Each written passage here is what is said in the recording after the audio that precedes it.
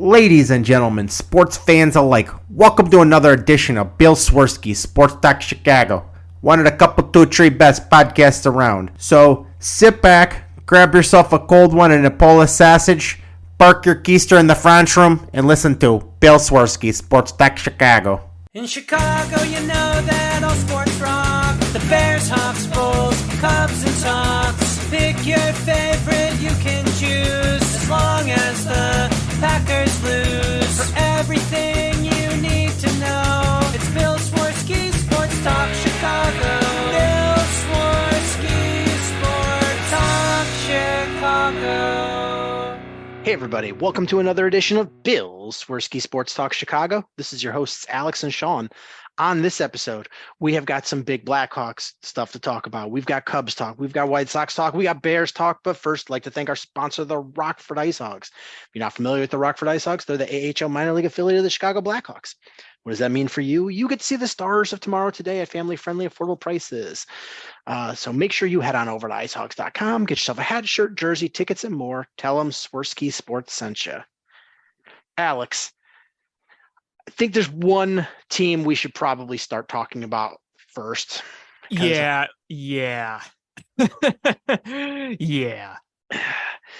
So where were you when the news happened, when it all went down? Okay, so sometimes my buddies and I that I grew up with in the neighborhood, when the weather gets nicer, we'll go on like after work walks or whatever. So shout out to my buddies, Eric and Brian. The three of us were just out walking in the neighborhood. My buddy Eric was walking his dog. We were enjoying the nice night. And, you know, I'm remembering, oh yeah, the draft lottery is going on. So I'm kind of scrolling through Twitter as we're walking and talking. And then, you know, all of a sudden, Blackhawks are going to be top 4. Blackhawks are going to be top 3. Blackhawks are going to have one of the top 2 picks.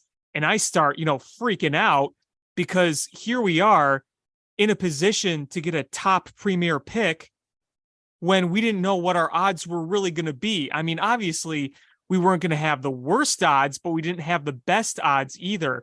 And as it is just ticking down and down and down, I'm thinking, are we actually going to do this? And I'm like, okay, either way, even if we get top 2, if we got the second pick and you got Adam Fantilli, okay, great. I'm like, is that the most I could realistically ask for? Then all of a sudden, Chicago wins the lottery. And I start yelling, and the neighborhood could all hear it. My voice was echoing off the buildings. I was stunned. I had to rub my eyes. I had to keep scrolling and make sure what I saw was correct, because we just lucked out so insane with this pick. And I'm still speechless about it, like almost a week later. Yeah, I actually thought the lottery was on Tuesday, and I don't know why in my head. I had the right date, but I just thought it was Tuesday. And so when I saw Monday morning, it was that day, and I'm like, okay, don't get your hopes too up, because, if they get that 5th pick, it's a tough draw. But I'm like, they only got a 9.5% chance of getting that number 1 pick, which is not great odds. And then I totally lost track of time, and I went, oh, the lottery's on. And I turned it on, and as I was turning it on, they already had down to the top 2 picks. And when they showed the card for the Blackhawks, I was like, oh, it was an exciting moment. I mean, that moment changed the course of this franchise. It really, really did. And I think that this is where you start to discuss how this changes the franchise. Because, look, you and I have talked about this. You need that rock to build your next great team. The Blackhawks, the past year, have really increased their farm stock, right? I mean, drafting Korchinski and Nazar, and you're starting to look at your farm system. You're like, okay, you got those guys who are going to be growing in the organization over the next few years. And then you have Lucas Reichel coming up. Those are hopefully going to be good essential pieces for your team, but you need that superstar. I mean, look at all these teams out there. Like, look how quickly the Devils rebuilt. They got Jack Hughes. That was obviously their big get. And you look at all the other teams out there that have superstars that they built around. Connor McDavid on the Oilers, and all the years of Alex Ovechkin and Sidney Crosby on the Capitals and the Penguins. And then you go here, you had Taves and Kane all those years. Those were the guys you built around. And that, I think, is what the Blackhawks needed to really feel good about this going forward. And now they have that rock. They have a rock plus in Connor Bedard. And, I don't really know if we look at this as this makes the rebuild faster in terms of just time, but I definitely think that it changes the outlook of this rebuild. The dynamic has changed. The long-term picture has gotten so much brighter. It might not necessarily mean that you shave off a year or two of the actual rebuild. Maybe it helps a little bit, but I think that when we look at how this changes the rebuild, it's less about the time and just more of the dynamic, how it actually is built. Right. So, I mean, you're absolutely right. You're not going to make this rebuild happen faster, but it makes it a whole lot easier. You see a much more clear pathway to this rebuild. Kyle Davidson has done a really good job of selling off pieces and building assets and reshaping how our farm system operates. And you start looking at our young talent and you're like, okay, all right, I'm starting to like where this is going. And then you look at the draft picks that they have and you're like, okay, the Blackhawks have a lot of ammunition to start building this team going forward. And you're like, but you just need that one core centerpiece, and you've got that guy now. You have that guy, and it's not without Bedard, it is, granted, he's still an unknown, it's because he's never played in the NHL and he's a teenager, but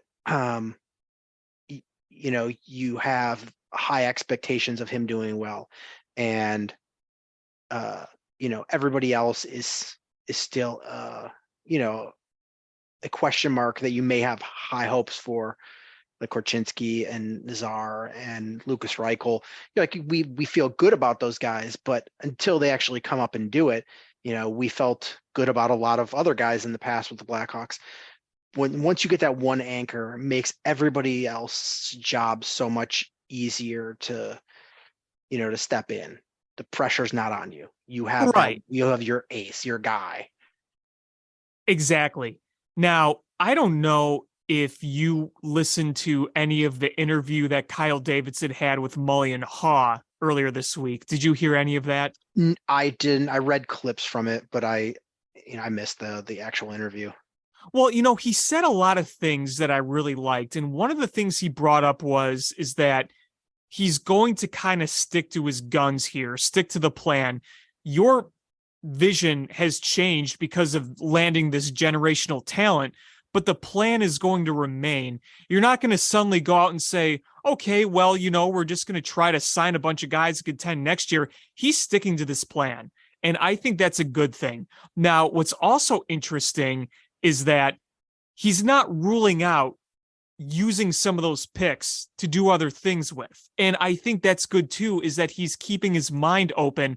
Like, he's sticking to a plan, but he's keeping his mind open on how to execute this plan. So he has a vision, he has a plan, he's sticking on a path, but he's not narrowing his mind on this path. I think those are all really good things. Yeah, and I saw that he's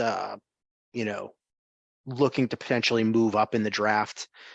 And I think that's a smart thing. He's got 11 picks. Are you going to make all 11 of those picks? Probably not. Might as well move up. We already know that in the first round, you're going to have the number 1 overall pick, the Connor Bedard pick. And then because the Lightning lost and Toronto lost, that your other first round pick is going to be number 19. Yeah, and this draft is deep. There's a lot of talent here, and that's good. So these are high value picks. Even the later rounds, like there's value to these picks. Now, there's one thing we have to establish here, right? He's drafting Connor Bedard. Oh yeah.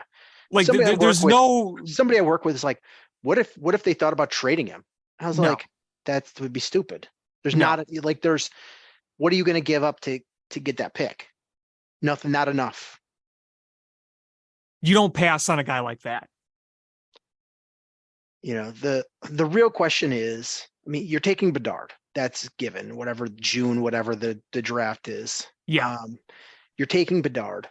The question then becomes, you've got a ton of money that you need to spend to hit the cap floor. And, Kyle Davidson said he's sticking to the plan, but I don't think any of us know what the plan is. And, is he going to try to bring in some veterans to, maybe not to compete, but to, at least be respectable? Or is it to keep building assets and then, build through your prospect pool? Well, I think that you bring in some veterans to round out some spots on the roster. I mean, you're going to have to. I think that you bring in guys that you kind of like, that fits in with your coaching philosophy that you have with Luke Richardson. Max Domi. Bring him back. Honestly, bring him back. Anastasio. I mean, you could. I think that you're not I don't think you're going to make a trade for some blockbuster move, but I think like on the free agent market, you can go out and find a number of guys where you say, okay, this kind of fits in with our philosophy. This is going to help develop Connor Bedard and others. And it might give you the opportunity to be like, hey, listen, you're not going to be a contender, but you can at least be somewhat competitive. I mean, the nice thing is that we saw a team that was completely dismantled still play at a competitive level, even if they weren't winning. They weren't losing a lot of those games just completely helplessly.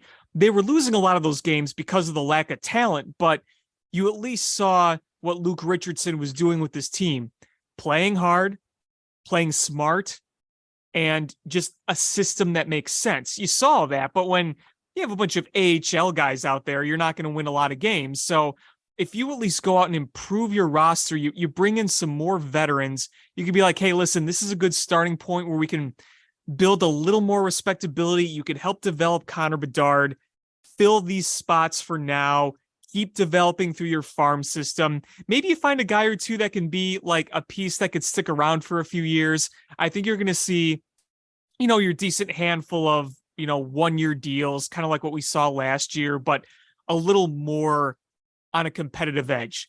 But, like I said, I have zero expectations for them being a contender next year, but just more watchable. I hope they continue to weaponize their salary cap space. I think that would be a really smart move for them to take on bad contracts or, I think the sweet spot is players that are decent, just overpaid, and take on those contracts. You look at Tavo. Tavo was a sweetener to take on the Bickle contract. Mm-hmm. And, I think if the Blackhawks, they've got a ton of cap space that they have to use to hit the cap floor. If they continue to do that and take on these bad contracts, and, you're rounding out roster, using your cap space, and still getting more assets. Right. No, totally. Totally. I think they do some of that stuff as well. Because you've got actual metric shit ton of draft capital this year. You've got the number 1 pick, the number 19 pick, and 4 second rounders. Yeah, they're loaded. You're going to be able to add young talent, and the young talent is going to be really good. in this class, if nothing else, Connor Bedard. And I think your goal, if you're Davidson, is you want to make sure that you have a good line for Bedard to play on next year. Oh, absolutely. I mean, you want something that will help him develop. You don't just want to be putting guys off the streets out there next year. I mean, this is the other great thing about this coming season. We don't have to worry about tanking. We don't have to worry about what our draft odds are going to be. But you're not going to have that pressure of being a contender either. This is just, okay, this is your next step in the rebuild. We bottomed out. We dug the foundation. We now poured the concrete of this foundation. And guess what? You know what you're going to do now is you're just going to keep building forward. Yeah. But it's when you start thinking about what lines you could have or line mates you could have for Connor Bedard, it starts to get a little fun. Because you're like, oh, hey, what about Vladimir Tarasenko? I know it's a pipe dream, but just hypothetically speaking, and you have a line of Lucas Reichel, Connor Bedard, and Vladimir Tarasenko. And just imagine Reichel's trying to fish out a puck from the corner and makes a nice pass to either Bedard or Tarasenko, for who are two of the best shooters or world-class shooters. It's just sweet to think about. It's not going to happen, but that would be real nice. Yeah, I mean, Vladdy is a free agent, but he's probably going to want to sign with a contender, right? Oh, I'm sure. There's another thing, too, we have to quickly just bring up again. Kane isn't coming back. No. That chapter is closed. And honestly, is depending on what he does with his hip surgery, I don't know. I mean, he might do one of those things where he comes in later in the season and right, and then just is a bounty hunter almost for another cup. Right. Yeah. Because I mean, aren't they supposed to find that out fairly soon? What he's going to do with his hip? Right. I have not heard any news, but yeah, I mean, so he's not coming back, and is as much as it would be cool to see him come back and play with Bedard and end his career as a Blackhawk, it's just sort of done. It's done, and I think that's okay. Yeah. Honestly, I think that's okay. I like the fact that Davidson isn't married to anything from the previous era. I like the fact that he wants to build his vision. I'm totally cool with that. So I'm looking at an article here from The Athletic about candidates to be line mates with Bedard. And they have broken down into their internal candidates. So it has Tyler Johnson, Kurashev, Taylor Radish, Lucas Reichel. External candidates, Andreas Anastasio, Tyler Bertuzzi, GT Comfer, Max Domi, Alex Killorn, Ryan O'Reilly, and James Van Riemsdyk. And then they even threw for fun Phil Kessel. Oh man, I could totally see that happening though. Phil Kessel. Yeah, man. Yeah. Cause I'm looking at the free agents right now and, James Van Riemsdyk's still playing, huh? He's not that old. He's 34. Yeah. I mean, though, it seems like he's been playing forever. Oh yeah, I agree with that. But when you look at his age, you're like, it's not that old. He's like he's not a spring chicken. Yeah, he's not a spring chicken, but he's not old either. Well, I mean, how old is hockey years? And I know there are guys that play into their 40 age, but with how quick and intense the game is now and all these playoff games and series, it's got to be hard after you eclipse the 30 mark when you have a lot of miles on you. Oh yeah. I mean, the name of the game now is speed. Right. So, you start losing that at a certain point.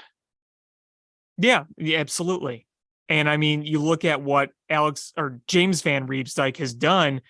He's been around over a decade. He's been around a long time. And, obviously we don't know if Tays is going to play next year. He's been around over a decade. Same with Kane. And I'm just looking at some of these other free agents. I mean, Kyle Okposo, he's 35. Matt Dumba's only 28. Feels like he's been around longer. Eric Johnson's a free agent, 35 years old. Jonathan Quick is 37. We need to pick up a veteran goaltender. Isn't DeBrincat a free agent? Restricted free agent. Just saying. A lot of people have brought up DeBrincat. I mean, it's not a bad idea. I mean, I wouldn't hate having him back. Just depends on what kind of contract he's looking at. Right. Because I don't think Davidson's going to want to pour out too much at this point. I mean, you got to pour out something. You do, but it's going to depend on what he wants. Yeah. Looking at the Blackhawks have a ton of cap space. Shit you never say with Stan Bowman around. Yeah, I know. He'd have to trade the Connor Bedard pick because he'd be over the cap. Yeah, no kidding. Well, I'm looking at, like I said, I was looking at the free agent list here, and I'm looking at most points scored by each of these free agents, and DeBrincat was second. Now, him and Brott are both restricted free agents. Timo Meyer from the Devils, he had the most goals. He's tied for second, really. He's got 66 as well as DeBrincat. Vince Dunn, he's up there, 64 points. Pierre-Luc Dubois. Patrice Bergeron, who's,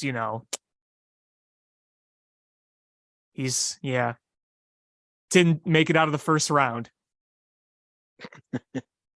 But yeah, I mean, it's like, you do have some names as free agents. It's just going to be interesting to see how Davidson attacks this. Yeah, let's see. What's the cap floor for this year?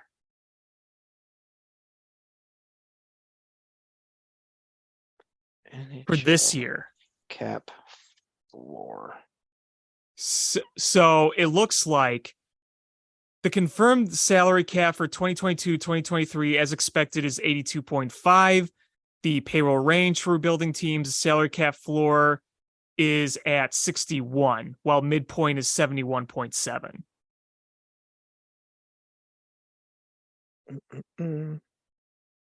Because, I mean, really, who are the Blackhawks paying, like, outside Seth Jones? So they've got to spend over 60 million, and they're at 37 million. Yeah, so they got space. They've got space to spend. Let's see. Seth Jones, they're paying Tyler Johnson just under 5. Nikita Zaitsev 2.5. Connor Murphy 5.8. Peter Mrazek 4.4. Jason Dickinson 3.25.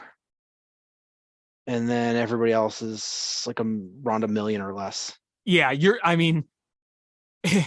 it's like Seth Jones and a few little others. So yeah, you don't really have anybody. Yeah, I mean, everybody from the old era is off the books now. You remember all those big contracts, Tays, Kane, Keith Seabrook, all gone. And if you look at the 2024-2025, so not this coming season, the season after, their books are Connor Murphy, Seth Jones, and Wyatt Kaiser. Wow.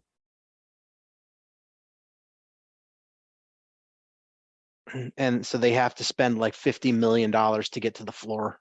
So Ryan Poles and Kyle Davidson are flexing in front of each other, seeing who has the most respective cap space. I mean, it's true. They're both really managing the cap situation really well. Yeah, I mean, think about, you combine both the Bears and the Blackhawks over the past year or so, and you think about how many guys have been traded away, just stripping both teams down to the studs. Ryan Poles trades away Khalil Mack and Robert Quinn and Roquan Smith. The Blackhawks trade away Patrick Kane and, a lot of the guys you signed this offseason on short-term deals like Max Domi. And then obviously, Taze leaves and he's not coming back. So it wasn't a trade, but you parted ways with him. So, I mean, all these big names on both teams over the past year or so, I mean, the houses have been cleared. Yeah. I mean, it's absolutely right down to the studs. And honestly, it's the easiest way to build the way you want. Yes. If it's one thing if you had like, you think about a house, like if you have like the Penguins have been able to retool a lot of times because they had a really strong foundation. Mm-hmm. You had a veteran like Sidney Crosby who's making a lot of money, but he performs every year. With Jonathan Taves, especially over the last few years, he wasn't there, wasn't playing, or he wasn't playing well, and he's making up a lot of cap. Your foundation wasn't there. But the Penguins, like with Malkin and Crosby, you had a foundation there. You could build around them. Right. And with the Blackhawks, the foundation wasn't there. You needed to just strip it all down and build the foundation exactly how you want and how you foresee things. And that's what they're doing.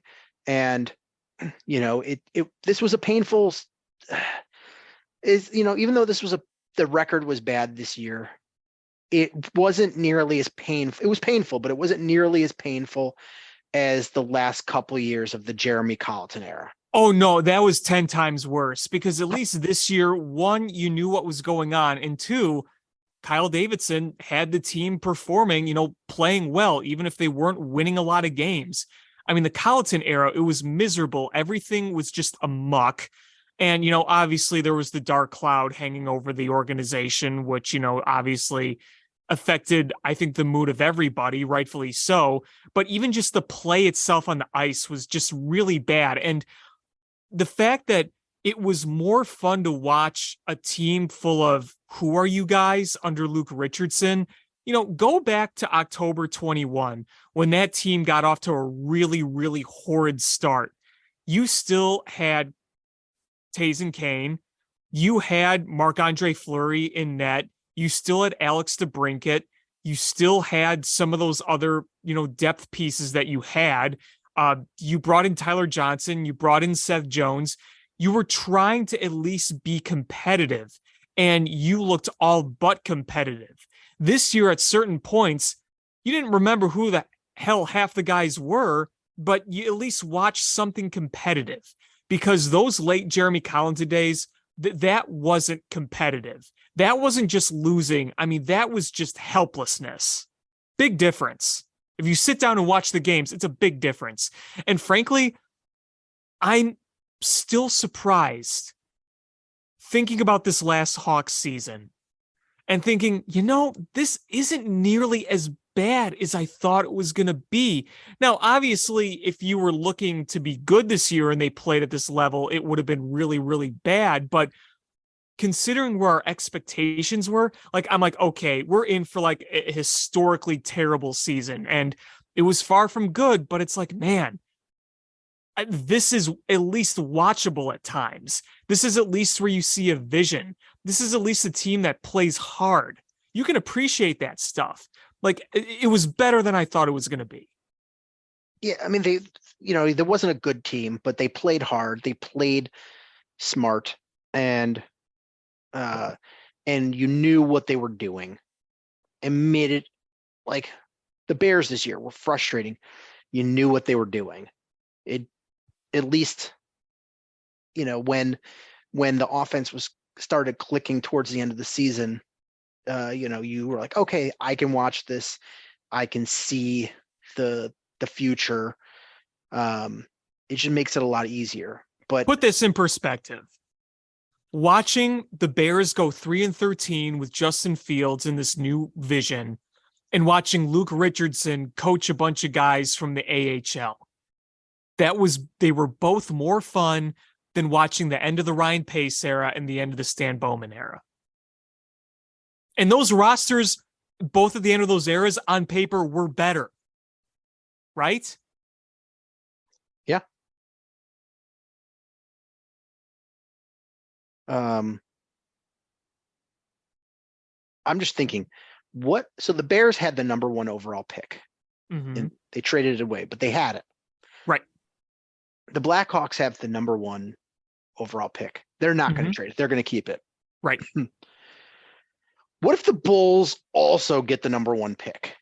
Yeah, I am not setting myself up for hopes. I mean, I'm not either. I don't even, they're not, but man, it would just be fun to watch the chuds on Twitter lose their minds. Oh, I mean, it would be absolute chaos. Absolute chaos if you had 3 Chicago teams get the first pick, because 2 of those 3 picks are lotteries. The Bears, there's no lottery in the NFL, but the fact that the Bears were able to maneuver their way into being in a position to get that pick by completely tanking that final game, not even starting Justin Fields, that's one thing, but getting the luck of the draw twice, and it's one thing for the NHL drafts, but the Bulls' odds to get the first overall are like what, 1%, like right around there. The Bulls? Yeah. It's tiny. Tankathon. What is Tankathon telling me? 1.8%. Yeah, that's tiny. That's just under 2%. Yeah, that is not good. But to get a top 4 pick, 8.5%. Not great, but a lot better than 1.8. If we get a top 4 pick, I'll be ecstatic about that. Yeah, so the draft lottery is on Tuesday. So, our next show we'll be able to talk about Victor Wembanyama and Connor Bedard in Chicago. The United Center, the future of the United Center. Oh my God. People would just be losing their minds. They're already losing their minds about the Blackhawks winning the lottery. Oh yeah. Oh, I honestly don't care. Let them whine, let them complain. We'll be talking about Connor Bedard. Yeah, and I'm like, look, I'm not going to act like we didn't completely luck into this. I'm not, but I'm going to obviously enjoy watching him on my team. We skilled into it. It was a skillful. I still think, Sean, you were the one that went to the draft lottery when no one was looking. You took all the ping pong balls out, and you took like a Sharpie and you just blacked out every team and just sloppily wrote Hawks. I drew a stick figure Indian head. But I don't know if you saw, there was EA Sports did a simulation of Connor Bedard's career. Yes. So it's so amazing and doesn't seem realistic, but I'm going to take it as realistic. So in this simulation, they played out the career of Connor Bedard. He ends up playing 1,455 games, scores 739 goals, which I believe would put him 4th all time. Oh my goodness. Scoring 1,145 assists, which I believe is 4th all time, and with a total of 1,884 points, which I think puts it at 3rd all time. They have him winning the Calder Trophy for his Rookie of the Year, 4 Hart trophies, 4 Ted Lindsay awards, 2 Rocket Richard awards, and 3 Stanley Cups. All right. Cool. If that is his career, that is amazing. That would just be absolutely amazing. There was I can't remember who said it, but there was a hockey expert who was on the radio, and I believe he said that he saw the floor of Connor Bedard being Sergei Fedorov. If he hits the floor and he's like Sergei Fedorov, it's pretty damn good, right? I see a lot of people are saying Connor McDavid, he's like a Connor McDavid. And I get the comparison because just both child prodigies, and those everywhere they've gone, their numbers have been similar at every stage. But really, I see Sidney Crosby, except not a dick. Emphasis on that part. I mean, the skill wise, like he's just ridiculous. I'm so excited to see him next year. I've never owned the red Blackhawks jersey, and I'm gonna go out and I'm gonna get a Connor Bedard red Blackhawks jersey. The meatball sauce will blend right in with it. Oh, that's what it's for. It's when I bathe myself in meatball sauce, nobody can see the stains. I just want to read you something real quick here. His stats in the WHL last year. Have you seen them? Oh yeah, yeah. So I'm going to read it for our listeners. He played in 57 games. He tallied 143 points. Wait. Pause real quick. How old was he? 17. 71 goals, 72 assists. Now, the playoffs. That was just regular season. 7 games, 20 points, 10 goals, 10 assists. Over the last 2 years, in regular season WHL play, he scored 243 points. Jesus. Yeah. Insane. There's one more aspect we have to talk about this, though, Sean. Did you see the numbers of the season ticket holders? Yes. I haven't seen a final tally, but as they were coming in, just the sheer numbers, like it was like like $2 million worth of tickets within like a couple of hours after the draft lottery. That's insane. And I said this on the show, and I'll say it now that it's come to fruition. That stadium is going to be filled. Those people are going to go out to see him, even if the team isn't that good. People will go to see him play. There was actually a good number of people at the games last year when they were terrible and didn't have any stars. They drew better than I thought they were going to last year. I mean, I thought that we were going to be, I don't want to say quite the Bill Wirtz era, but I thought there were going to be some nights where it'd be like, okay, maybe 13,000-ish, but for what they were, I really thought that they drew pretty well. Connor Bedard last year scored 100 goals in 83 games across the World Juniors, the WHL, and the NHL prospect games. 100 goals in 83 games. You know what this means, though? These tickets are going to be hot. Yeah. So, I did enjoy at least 2 years of being able to say, hey, I can get some pretty nice cheap tickets. This might not be the case as much.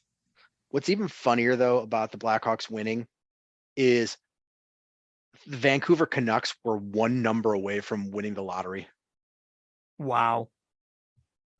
If I was a Canucks fan, I would be so pissed. Yeah, the winning NHL draft combo was 4, 5, 9, 13. The Canucks had 4, 5, 9, 12. Funny story. My grandmother back in the 80s, it was like the same situation. she was one number away from winning like the Illinois Lotto, like the Mega Millions or whatever. And she didn't get it, but she still got like a nice chunk of change in compensation for it. So, she took like the whole family out to a nice dinner. It's just kind of funny. It was like literally the same situation, like just one single number off from winning it all. They would have been, the Canucks were the lowest team that could move up to the number 1 overall spot because they would move up to 10. That's the max you can move up. So they were one number away from winning it. He's probably a little pissed because that's his hometown team. But you know what? Sure. He's going to wear the Indian head and he's going to realize that Chicago's pretty darn cool. Yeah, I mean, it's like, okay, Bedard, we're going to have to introduce you to a few things. You're just going to lay it out on a table. This is tavern-style square-cut pizza. This is Chicago deep dish pizza. This is Italian beef. This is Italian sausage. This is an Italian sausage beef combo. This is Italian ice. And this right here is a Chicago hot dog and a Polish sausage. And this down here at the Chicago River is Chonkosaurus, our giant snapping turtle. Now, Chonkosaurus might look intimidating, but Connor Bedard could take him. Have you seen the pictures of Chonkosaurus? Yes, I have. Yes, I have. Chonkosaurus. So much better than Chance the Snapper. Yeah, that was a thing for like 10 days, and then it's kind of everyone just forgot about it. So when's the NHL actual draft? When's the day we officially have? The draft is in 46 days. It's a long time before I can get my Connor Bedard jersey. That's a long wait between the lottery and the draft. But hey, it is what it is. Yeah, it's June 28th. Where is the draft?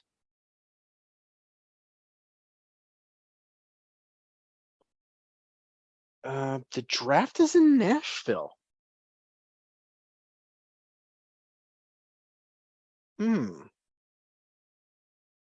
Huh. Now that gets the juices flowing. Oh, you're thinking about going, aren't you? I'm thinking about going. Well, that's what you want to do. I'm off of work. When did you say that date was? June 28th. Ideas are ripping through Sean's head. They really are. I'm already off work that week. Just happenstance. And we were talking about going to Mammoth Cave, but what if we do Mammoth Cave earlier in the week and then swing up through Nashville? He's making edits to his vacation plans mid-show. I really am. Just have my Connor Bedard jersey there. Screw it, man. Don't even tell your family. Just be like, Sean, isn't this the turn to get off where we're going? We're going to Nashville. What? Yeah, that's right. We're going to Nashville. Why? Because the NHL draft is there. Why? Because I want to see Connor Bedard get drafted and get his jersey. That's why. Duh. I mean, doy. I mean, what do you think? We were going to go to Nashville to go to some country bar? Really? All right. Where do you want to swing from here? Well, I was hoping that you and I can break down this 2023 Bears schedule. All right. So the Bears schedule came out on Thursday, and for the first year in several years, it didn't leak early. No, it did not.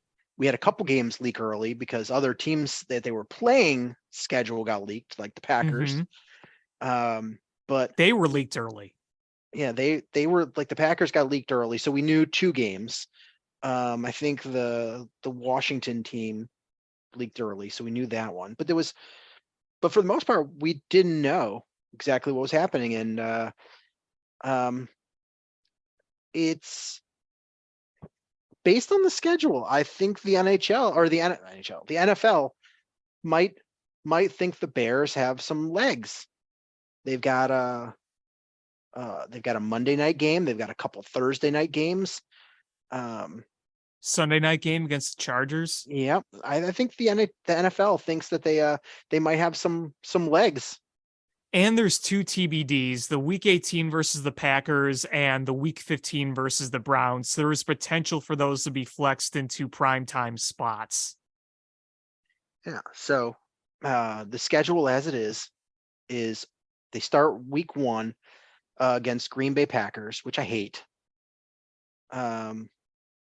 Then at Tampa, at Kansas City, home against Denver, at Washington on a Thursday, home against Minnesota, home against the Raiders, at the Chargers, at the Saints, home against Carolina, at Detroit, at Minnesota, bye week, home against Detroit, at Cleveland, home against Arizona, home against Atlanta, and then go to Green Bay to wrap up this regular season. Yeah. So, there's another note here too. There was rumors that the Bears were going to play the Chiefs in Germany. That's not happening. And honestly, thank goodness that's not happening. Yeah, there's a couple of quirky things in this schedule. So they've got 2 Thursday night games. So they have a short week. And one of them sort of really sucks is because they're at New Orleans and then on a Sunday, and then they play Carolina on a Thursday. I mean, for the next game, you end up with like a mini bye because you get 10 days between games. But those shortened weeks kind of suck. Yeah, I will say this is the bye is fairly late, but I'd rather have a fairly late bye than one that's super early. Right. You really would like it right in the middle, like week 10, but right. It's, if you had to choose between late or early, I'm taking late. Yeah.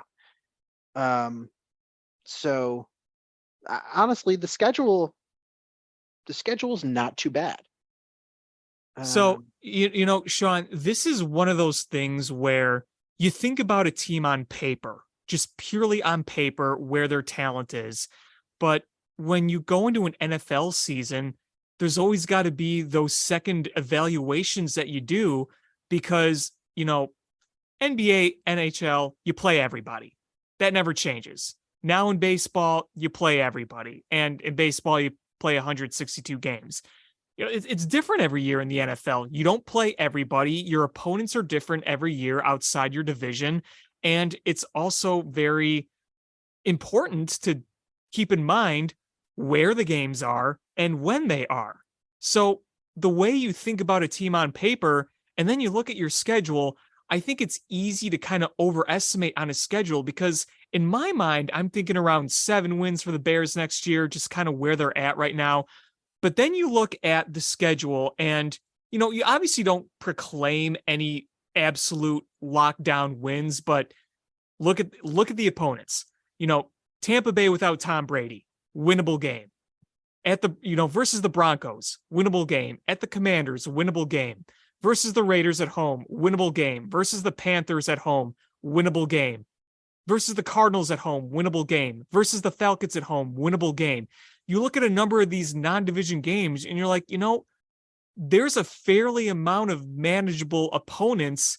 Just thinking right here on paper, really what it's going to be about is how well you're going to do against your own division. Because if you at least have a 500 record against your division and get at least 1 win against each team, then you have a more of an opportunity to take advantage of those other opponents and, maybe squeak into the playoffs here. Because, it's fairly manageable. There are a few games where you look at like, okay, Kansas City, you're probably not winning that one. Going to the Saints, that's going to be pretty hard. At the Browns, I don't know. It's probably going to be pretty hard. Saints were doo-doo sandwich last year. They weren't good. They weren't good, but that is a tough place to play. It is. But do you want to go through game by game and Yeah, give yeah, our- let's do that. Let's do all it. right. Week 1, home against Green Bay. Sean, here's my meatball take. I think that's a must win. I think that is your chance right there, right now, to flip the script of this rivalry. It's a tone Aaron set. Rodgers is gone. Justin Fields has his weapons. Flip the damn script right then and there. Don't give Green Bay or Jordan Love any idea that Jordan Love can now own the Bears. Put your foot down, make a statement. I mean, offensively, I don't have high expectations of Green Bay. Defensively, they probably should be pretty solid. Agreed. I'm still picking Green Bay in this one because until the Bears can do it, I'm not predicting them to do it.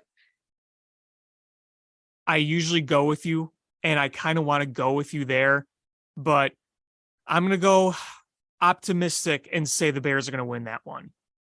I could totally see them losing. Don't get me wrong, but I'll go with the optimistic pick.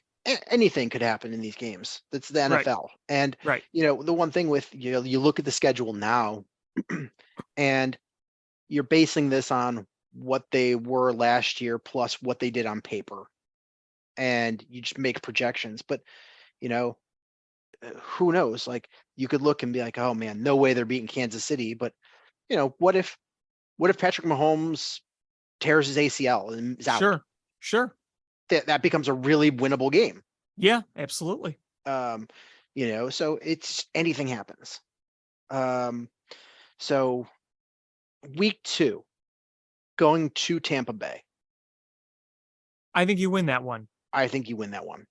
That defense is older, that their quarterback situation is not good. I think that's a win. Mm-hmm. Week 3, going to Kansas City. Loss. Week 4, home against Denver. If we're going to see the Denver we saw last year, that's a win. But they're going to have a new head coach. And if things get figured out there, then Denver is obviously going to be a very worthy opponent. If not, the Bears can beat them. I like that they're playing Denver early. Yes. Because it's having a new system, new head coach. It's going to take some time. And I think it's going to take a little bit for Russell Wilson to get in the groove with a new head coach. But Sean Payton's going to have this team cooking by the end of the season, I think. So it's good that they get them early. I'm going to say close loss right now. I'm going to say close loss as well.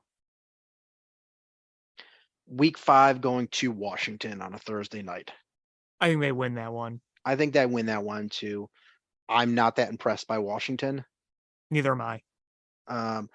The Bears played them last year. Literally played one of the worst games they could have possibly played and still almost pulled the game out. Hey, think about this. The whole course of Chicago sports could have been changed if Darnell Mooney crosses the goal line and Jonathan Tays finishes that overtime breakaway goal. Right? Yeah. So I have them winning Washington. Week 6, Minnesota in Chicago. I think that's a loss. I think that's a win. If they don't have pass rush and they can't get to Cousins, I think that's trouble. I think that's a team on the decline. I mean, I think so too. If they had any pass rush, I would say that's a win. I'm going to win. Okay. Week 7, Las Vegas. I think they can win that. I think they can stop Jimmy G. Yeah, I think they win. Week 8 at the Chargers. Loss. I'm going win. I'm not a believer in the Chargers at this point. Okay. I like their quarterback. I just don't think that they've put a winning team around him. Yeah, no, I agree. And I think that could be a really good game. I just think that there's going to be that point where Herbert makes the big play on our defense, and that's the backbreaker. I mean, it's possible. I mean, this is we're doing this mid-May. We're going to be doing this again in a few months, and then again right before the season starts. Oh, absolutely. But this is the fun that we saw the schedule. We kind of get a feel here. Yep. Then they go from the Chargers to New Orleans. I'm saying win. That's a tough place to play. But I think I kind of want to say close loss, but I'm going to say they're going to squeak out a win. Let's go with that. They'll squeak out a win. It's going to be a field goal as time expires. All right. Then back home on a short rest against the Panthers. I think that's going to be a win, but I think they're going to put up a bigger fight than we're going to expect. I think so too, but I think they'll win a game. I think Carolina team is not as bad as people think. No, it's not. You know, Bryce Young, I think is going to be really good if he stays healthy. It's just, man, did you see the video of him taking snaps during the first? I did. He's so little. Yeah. My only concern, literally, like, I think he's off the charts football IQ. Agreed. He knows where to go. He knows how to read the defense. He's got a good enough arm for most throws. There's nothing about him that says he's not going to make it other than he's just little. If he was like 8 inches taller. 8 inches, if he was 4 inches taller. Yeah. Like if you put him in the body of Anthony Richardson. Oh my God. This would be the most elite quarterback that you could imagine having. We would be like talking Trevor Lawrence type hype. I think you'd be more than that. I think this would be John Elway coming out of the draft hype. All right. Like, or Peyton Manning. Like, you would just be like, this is the guy. I think the Bears would have really thought about about trading Justin Fields. Yeah. But he's just so little. But the Panthers, I think they're going to have rookie quarterback growing pains that are going to keep them from being as good as they could be. The defense is good. They don't have a number one receiver anymore. And, they have a rookie quarterback. I think they'll be in that division. They'll compete, but I don't think they're that good. After that, going to Detroit on Loss. 10 days after it'll be a 10-day bye or a 10-day break. Loss. I'm going to say loss, but I think it's going to be a close game. Yeah, I just if you can't get to Jared Goff, you're probably giving up 40 plus. Then they get a bye. And then after that, I'm sorry, the Vikings. Minnesota at Minnesota. I'm going loss. I think this is going to be the last year where the Vikings sweep us, and then it'll be over. I think it's a split. The home team wins both games. So I'll have them lose. Then they have the bye week. Then Detroit comes to Chicago. I'll give them a win in that one. I'm going to go win. Then they go to Cleveland. I'm going to say loss. I'm going to say loss too. I think Cleveland's going to be good this year. I think so too. Now, if they weren't, would you be surprised? No. I wouldn't be, but I do think they are going to be better than last year. Well, last year they were not good, but I think having a whole season or whole off season with your rapist quarterback and the additions you made to the team, think that's going to make it go far, but I think the Browns will be a playoff caliber team. Yeah. Then Arizona comes to Chicago. Win. That's a win. I think that team is a disaster. Yeah. Then Atlanta comes to Chicago. I think you win that one too. I think you win that one. And then you go to Green Bay. Loss. So let's see. Hopefully that's not for anything. I have them with 1, 2, 3, 4, 5, 6, 7, 8. I have them 10-7. A lot of people I saw on Twitter had the same thing.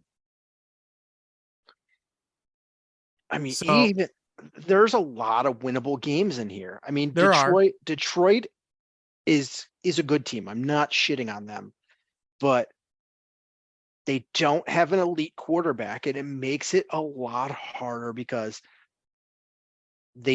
I don't believe in Jared Goff's ability to bring you back if you're in a hole. my question is, my honest question, are the Lions for real?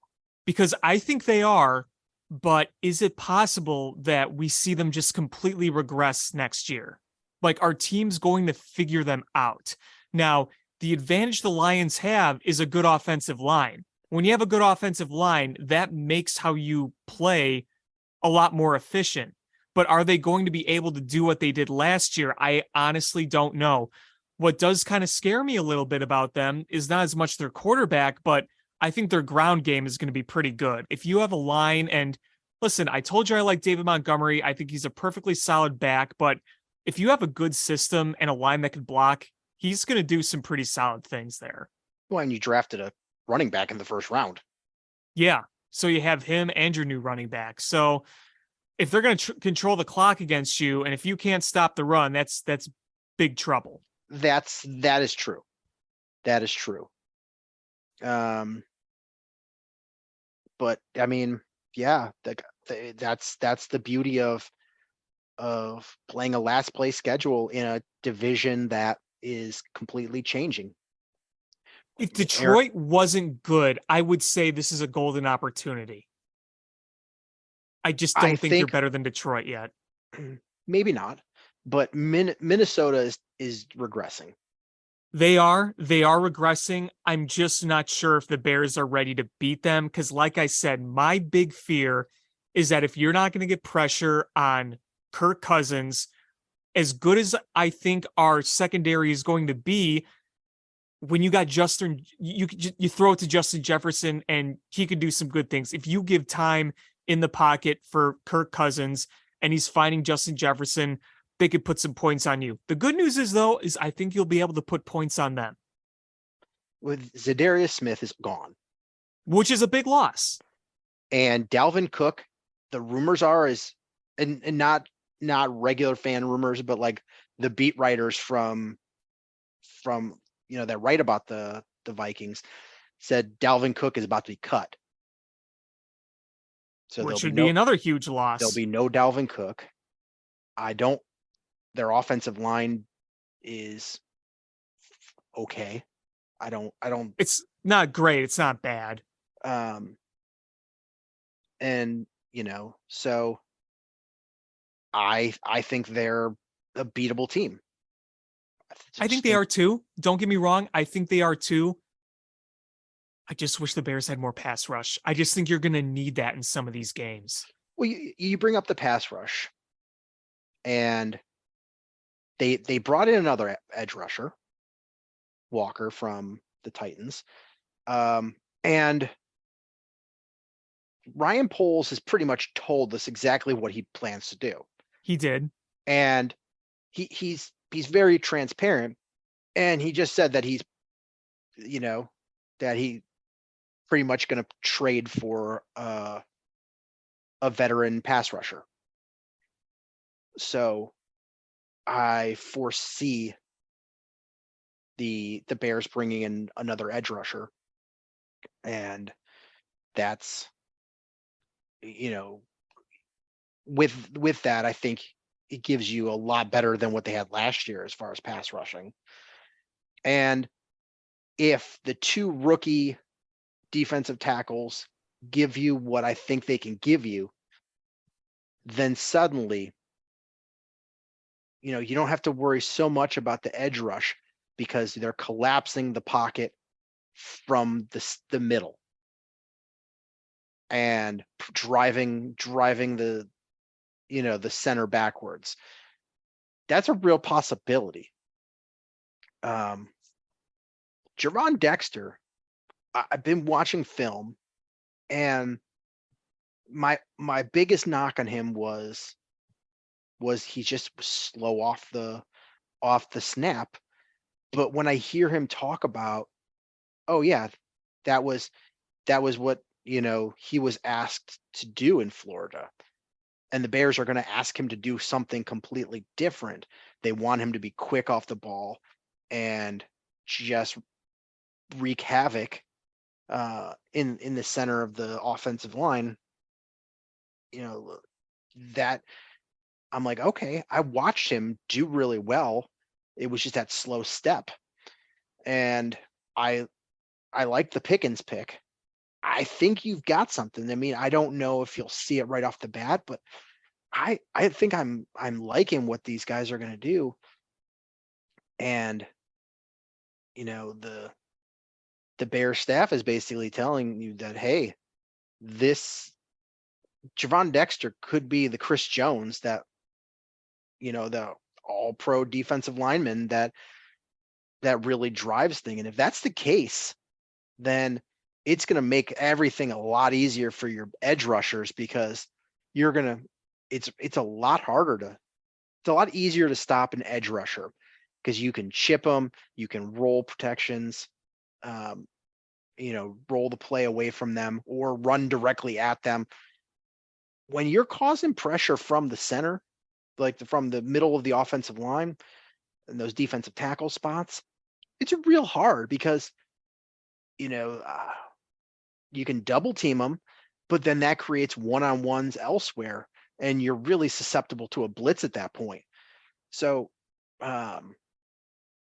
I'm cautiously optimistic about this defensive line. I still don't know how they're going to do against stopping the run, but I think the pass rush is not going to be anywhere near as bad. I think it's going to be decent. If they make a few more moves, then I might be singing a different tune. And I get everything that you're saying. I think that's all valid.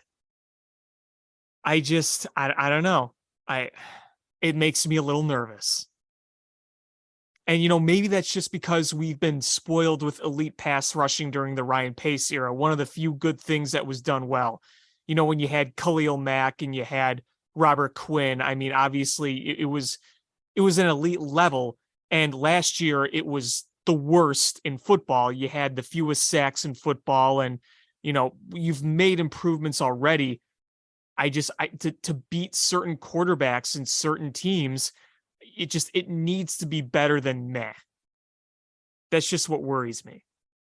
But who knows? We'll see what they bring in, because I have no idea who's on the trade block or who's guys can still be cut. There's still guys on the market. I know Bears Twitter is clamoring for Yannick, but he's just so bad against the run. I don't know if it's worthy, because he's gonna command a decent amount of money, and he's just so bad against the run. And you think Ryan Poles would go for that kind of thing? No. Someone who's very emphasizing on beating you in the trenches.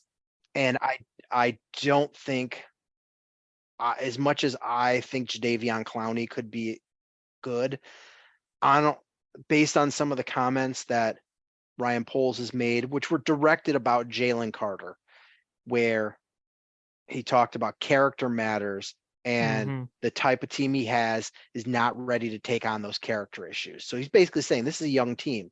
This is a team that doesn't have an identity yet. We're building They an can't- identity and a culture. Yeah, you can't test those waters this early on. And Jadeveon Clowney, for as good as he is, that what happened last year in Cleveland was a really bad look where he quit Right. on the team. Right. Bad look. Yeah. And I think that's the concern is you can't have that. You can't have a veteran quit on a team if things don't go well with the Bears this And season. it is hard to kind of play the character card and then bring in Clowney, because then you're going to have people asking a lot of questions. Like, oh, Jalen Carter wasn't worth going after, but Clowney was. I mean, different types of things. But still, think about it. But I agree with you. I agree with you is that if you're going to make these comments, he's probably not the guy, especially since,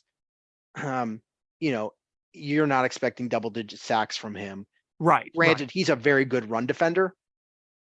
But you need to get to the quarterback.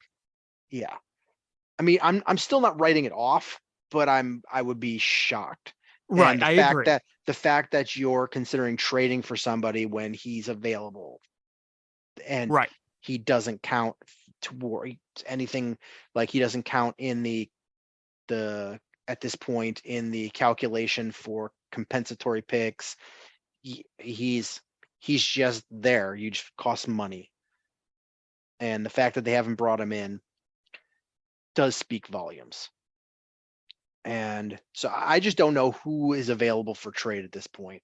And I'm sure he's been on the horn. That Zadarius Smith trade, that they did not give up a ton for him. No, they did not. That was pretty like, wow. Because the compensation wasn't higher than like what, a fourth rounder? Wasn't it a fifth and a sixth or something? Something like it was not a lot. Let's look it up quick. The Browns will receive Zadarius Smith. And so the Vikings are sending Zadarius Smith 2025 6th round pick and a 2025 7th round pick. And the Vikings are getting two fifth rounders. So they're giving up 2 5th rounders, but getting Zadarius Smith a 6th and a 7th. That's not a haul. No, that is not a haul at all.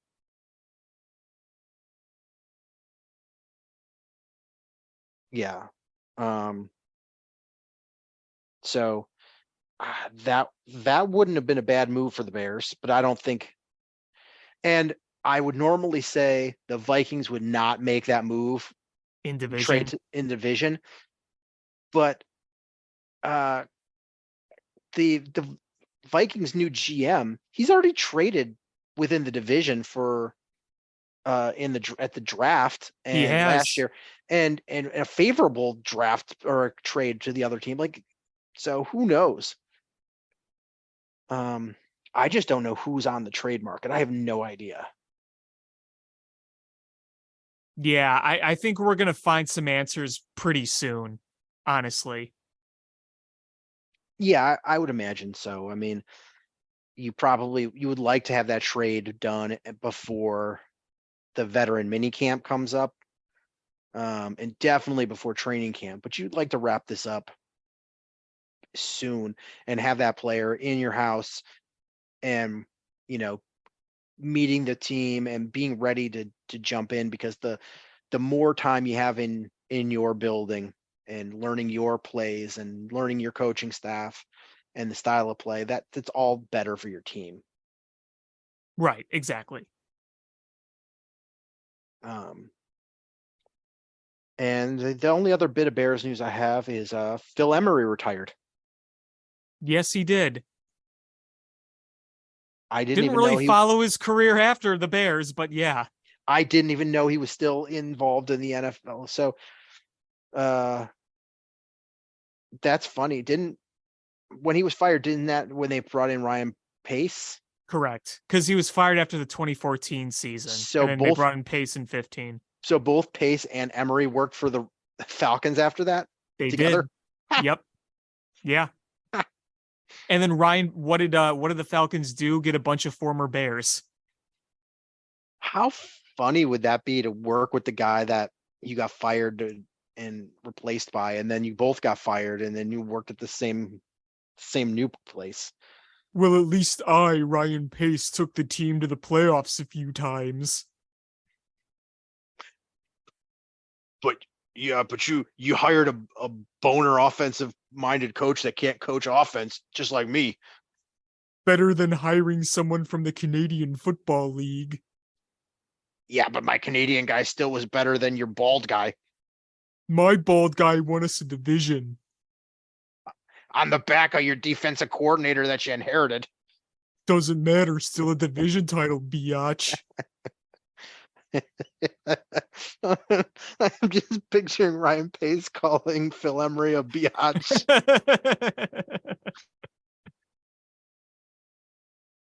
That would be a funny visual, wouldn't it? But you have trouble visualizing it because you barely heard from him.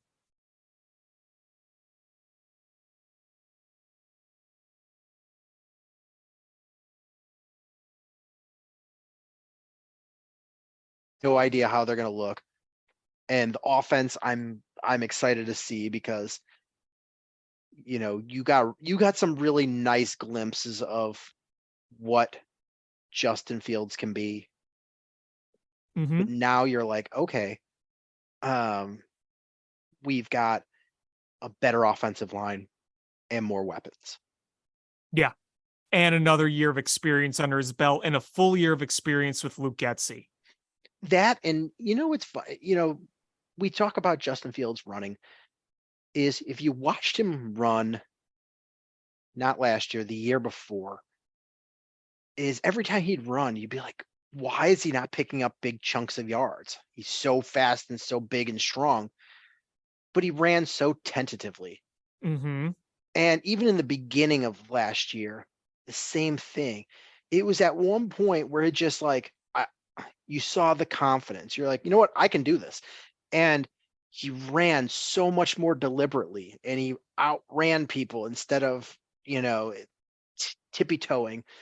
And you just saw how much better it made the Bears offense having his legs as a weapon. I'm just waiting for that confidence step where he goes, I can throw in this league too. And it might be having a real number one wide receiver, or having a healthy wide receiver core, or could be just having a better offensive line. The fact that, you just saw his growth in confidence, and I'm just ready for him to take that third year jump. Yep, that's what we can hope for. We saw a big second year jump, different than what we expected it to be, but the fact that he was very, very close to breaking the all-time quarterback rushing record in that second year says something. It really does. That is not an easy feat to do. No. What he did on the ground, especially behind a bad offensive line on a bad team. And teams knew what was coming, and they still couldn't stop it. Yeah, he weaves around them. What happens when a team can't just gear up to stop you on the ground? They have hopefully Jalen Hurts. Yeah. Now we need him to Justin Fields to squat 400 pounds or 600 pounds or whatever. And so we can pick up every single one of those 4th and 1s and 3rd and 1s. That's easy, right? Simple. That's all we gotta do. I hated that stupid Eagles 1 yard push. Like, it was like cheat mode. It was really like a cheat mode. Like, there's no way to stop that. Oh, it was frustrating as hell. But you know what? It was good for us in the long run, right? All right. Should we talk a little baseball here? Sure. Which team do you want to talk first? Well, I'll just kind of lead into it here. Very sucky, yucky loss by the Cubs today, 11-1 of the Twins, but you know, at least getting blown out, you don't feel that same frustration you do when you lost all those close games. Because listen, you can look at these close losses for the Cubs in a number of ways. It frustrates the hell that you couldn't get those big hits and have a better record. But the fact that every game you've played in, except like up to today, outside of a small handful, all these games have been competitive. So I think it's a good sign for your future. It's just frustrating when you lose so many of these games. You don't want to be looking back in September and think about what could have been, but at least they're competing, right? Yeah, it's on the one hand, you're right.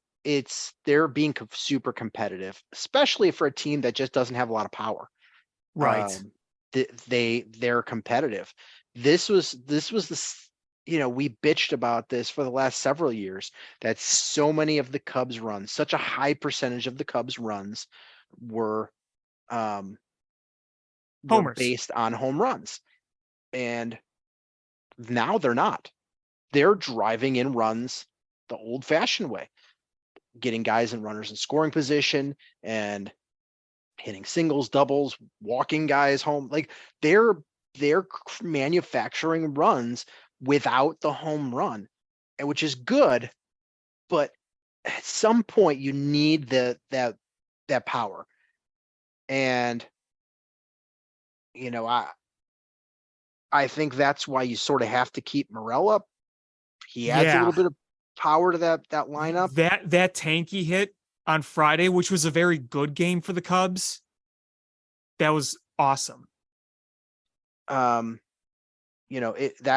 adds some power to your lineup, and that's really what you need.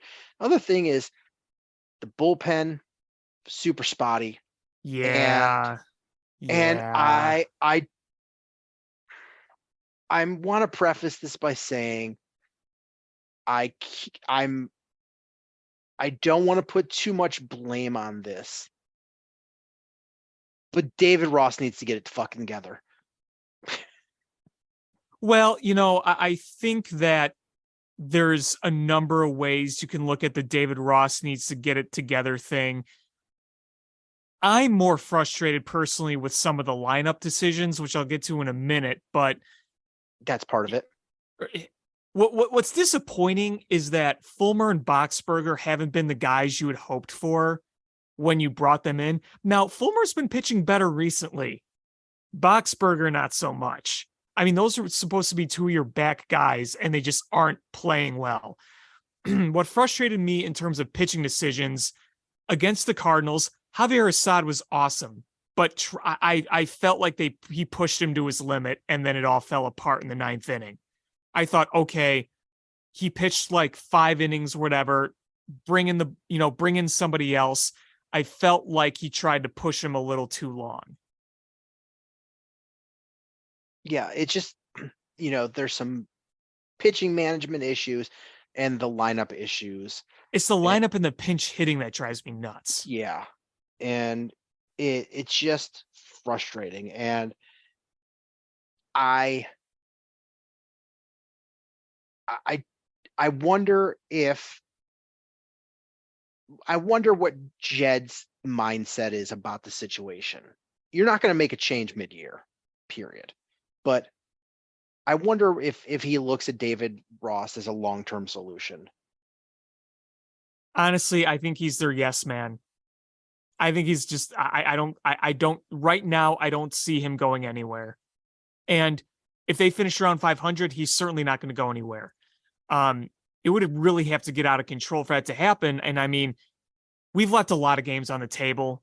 They're like a game under 500 now. They're right at that 500 mark. You could have had so many more games you could have won. But here's what bothers me. And I don't like to pick on him personally because he seems like a great teammate and a great guy. Why are we still doing the Eric Hosmer thing? Why is he DHing? Yeah. Why is your DH a guy with a WRC plus of like 70 and a ground ball rate of 60%? Why are we still doing this? I can't tell you. Listen, Matt Mervis is a little overmatched right now. but he's somebody trying to get experience in the big leagues for the first time. This is a 33-year-old veteran who's been around many years, who's been on the decline for the past 2 or 3 years. You're not trying to find anything with Eric Hosmer. He had a very good career in his age 20s years. He was an all-star. He was a World Series champion. Very nice, solid, respectable ball player for a good 5-6 year run. Not that guy anymore. Hasn't been that guy for several years. 2 teams didn't pay him, or paying him because they don't want him on their roster. San Diego included him in the trade to get some of that money off the books, and Boston, despite getting him and picking up some of that stuff, they didn't want to have him on the roster. He's not a productive ball player anymore. He's 33 years old. He hits the ball on the ground. He doesn't drive it anymore. He used to be a 20-30 home run guy. Those days are long gone. He left 6-7 guys on base. That one Cardinal game, Jack Flaherty couldn't find the zone in the first inning. You had a chance to pounce. You had a chance to bury this team. And it's a first pitch swing double play ball. You're throwing away these games with this stuff. You're giving the Cardinals life again with this stuff. I know it's only May. There's a long way to go. A lot could happen. You just don't want to leave all this stuff on the table. Right. You need to be smarter about the lineup. And you brought in Matt Mervis, brought him up, and you've been playing him. And it hasn't been the offensive output that he, by any stretch, that he showed in the minors. But I would rather have him seeing major league pitching and growing than see Hosmer there. Hell, I mean, you've got Morel. Rather see Morel have those at-bats. Hell, I would even rather see Amaya coming up and getting at-bats than Hosmer. He should not be having at-bats anymore. And if Eric Hosmer really is that valuable to the team and the clubhouse, don't start him. Don't put him at your starting DH.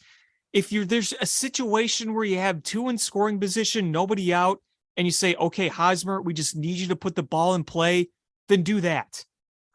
He shouldn't be your starting designated hitter at this point. Yeah, it's not a good look. And I don't know what the reason for him still playing is. It's not money. He's making the veteran minimum. From the Cubs. From the Cubs. He's making a shit ton of money elsewhere, but the Cubs aren't paying him a big investment. I mean, literally, they brought him in to be like a placeholder. Yeah. And there's just no need for it. No need. And, honestly, I was never huge on the signing, but I was hoping he'd at least be a little better, where you could kind of ride with. It's like, okay, he's batting 260 with a 330 OBP. For the first few months of the season, we'll make do. And even the first few games in the season, he hit decently well. But, again, it's like when he gets a lot of these hits, they're 10 bouncers that find a hole. It's crazy to think that this guy was once a really good baseball player. Hey, just how quickly he deteriorated. Yeah, I mean, you know what?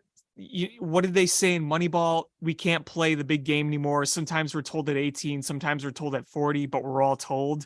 Mm-hmm. Everyone goes over the hump at some time. And Eric Hosmer, his prime was in his 20s. And, since he reaches 30s, he's over the hump now. It happens to everybody. The timing's a little different, but this is the situation for him. Look at Jake Arrieta when he came back. He was washed. Everybody is washed up at some point. And sometimes it is a gradual thing. Yeah. sometimes it just life hits you hard. I mean, really, it feels like when he went to San Diego is when things really started to decline. When he got that big contract. Right, right. Because, he was a very good player for that Royals team. And wasn't it him that went on that ball, that aggressive base running play that tied the game and they eventually won the World Series against the Mets? I believe that was Hosmer. Might have been. My memory's not that good. I believe it was. So, he could say he was a key part of a championship, 2 pennants, and he was an all-star one year. And he was a multi-time Gold Glove winner. Had a nice career. Nothing personal against the guy. But you can't do this anymore.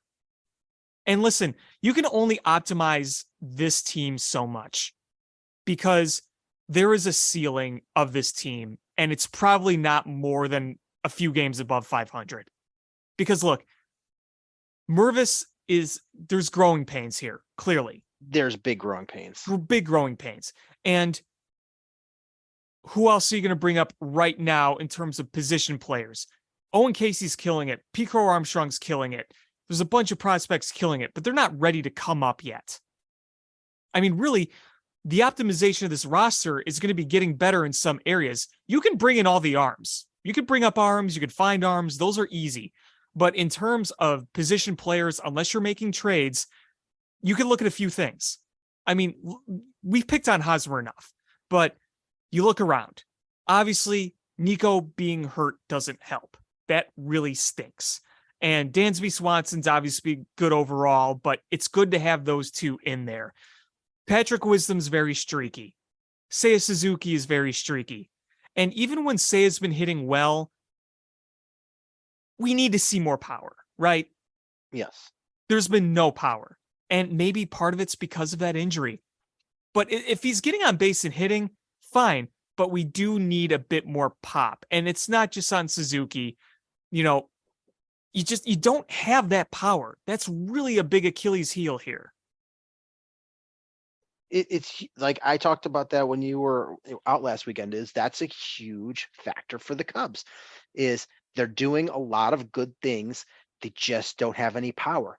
If you added more power to this team, they could be a really potent offense. And here's something else I wanted to talk about. There's been talks that the Cubs would like to keep Cody Bellinger around. And I think there's a lot of us that feel like that would be cool based on the way he's played so far. I do think, though, it probably is important for them to see how this plays out over the next few months.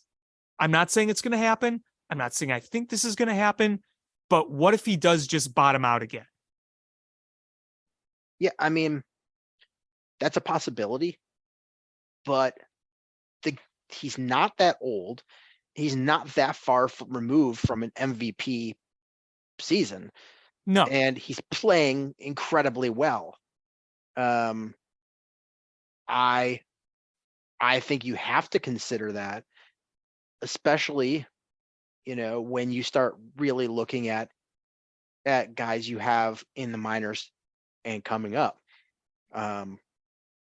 You were dead right. Brendan Davis looks like he's really struggling. Those injuries killed him, man. It's a shame. So that's a guy that you expected to come up before the injury. You expected him up this season. And, so you just, those things happen. You have a guy in-house that's playing well, is happy here. He's a good teammate and a good leader. And I think it's worth exploring and having those initial conversations. You're right. I would not lock him up early. You want to see how the rest of the season plays out, but I'm very, very open to the idea of him returning. Oh, me too. I am too. I'm not saying I'm not. I just think that it's I think that it's just an issue of, hey, we're going to evaluate this and see how it's going, but it's definitely going to be on their minds. And I think that's good. I think that's good.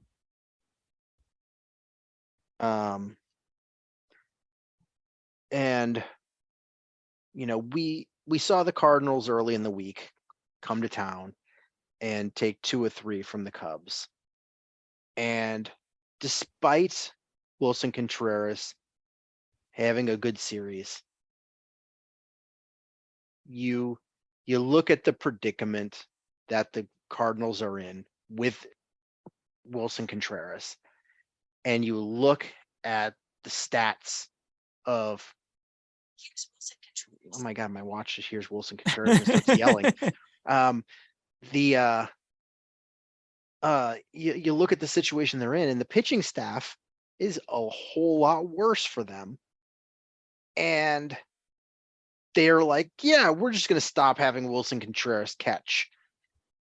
Wilson Contreras, as Cubs fans, we all knew that if you're paying him and you're giving him a contract, you're doing so for his bat. He's not a good catcher. He's got an arm. He's not a good catcher.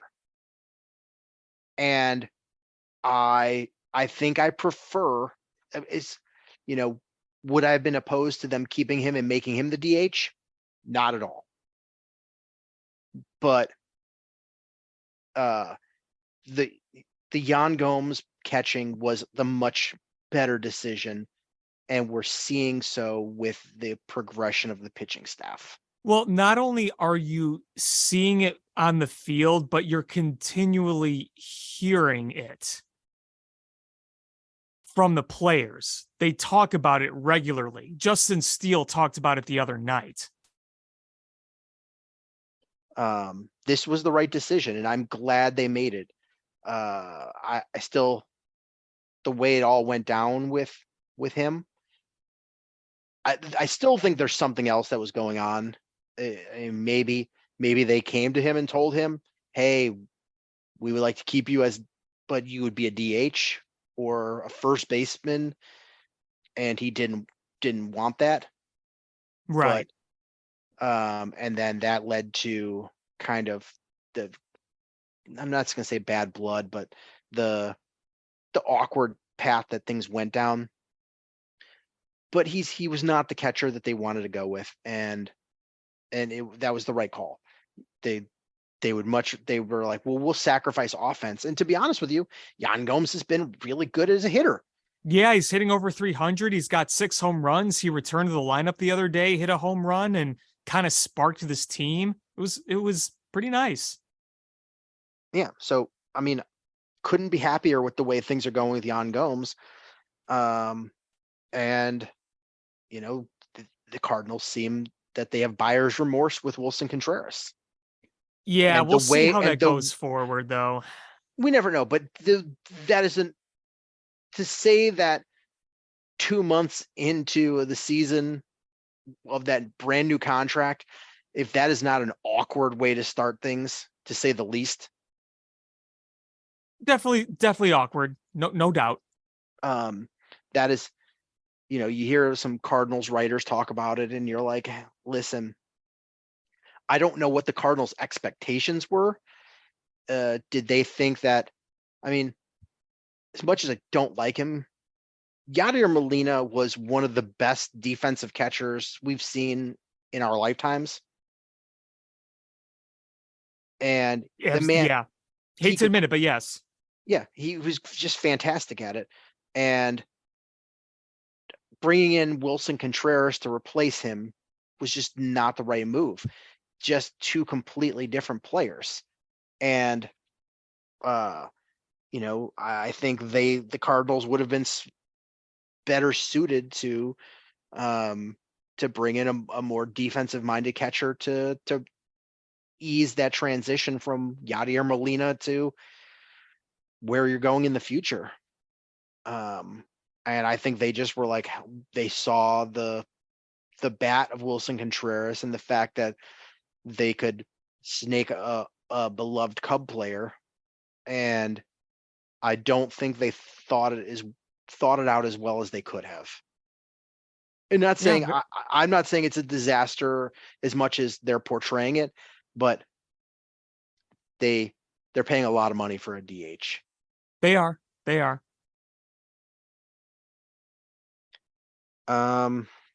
Let's see what other notes we have this week. Justin Steele's really good. Yes, he is. He's awesome. And even when he doesn't have his best stuff, he goes out there and grinds and still gets results. Yeah, I'm really I happy love with that him. dude. Smiley just continues to pitch really well. Stroman, who I figured he was gone, but apparently they're talking about contract extension with him. Well, I mean, he's been really good so far this year. I mean, him and Steele have been a really nice 1-2 punch so far. And what's a shame about Stroman is how little run support he gets. But either way, the results are the results, and he's pitching very, very well. I think he's been one of the pitchers that benefited from the pitch clock. Yeah, the rhythm looks great with him. I mean, really, really smooth. Like, we even saw on opening day, he might have been the first ever to get the pitch clock violation, but everything else, he was in a good rhythm, and he stayed in that rhythm. Let's see. I don't know if you've been following the minors, but Ben Brown is pitching really well. Nasty. Nasty. Nasty. Him and Jordan Wicks both look Yeah. really good.